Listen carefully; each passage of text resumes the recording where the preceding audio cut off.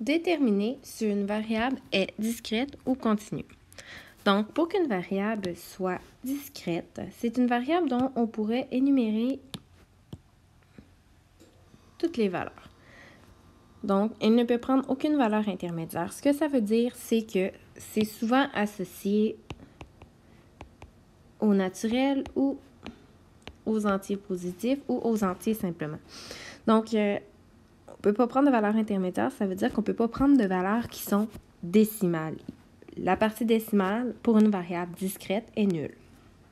Donc, dans la relation 1, Romain enseigne le ski.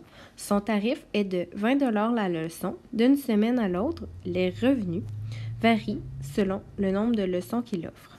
Donc, le nombre de leçons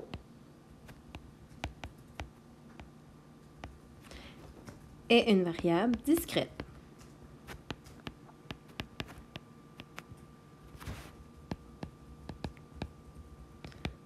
Puisque c'est associé à l'ensemble de références des naturels. Dans le contexte, Romain peut donner une leçon, 2 leçons, 3 leçons, etc. Il ne peut pas donner moins d'une leçon. Les nombres négatifs ne sont pas admissibles ici.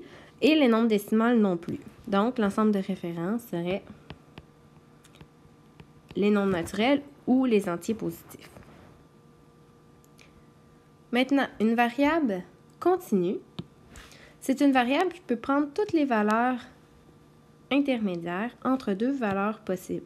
Ce que ça veut dire, c'est que là, on peut prendre une partie, il peut avoir une partie décimale. Donc, à ce moment-là, ça inclut, souvent, ça va faire référence au réel. Donc, la relation 2, Sarah lance un ballon de football à son ami. La distance entre le ballon et le sol est déterminée par le temps écoulé depuis le début du lancer. Donc, si on regarde ici, le temps écoulé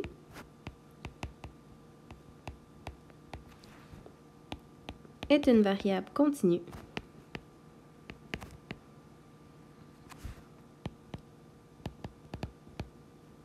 On est capable de lui associer l'ensemble de références, des réels, puisse être écoulé 1,2 minutes, par exemple.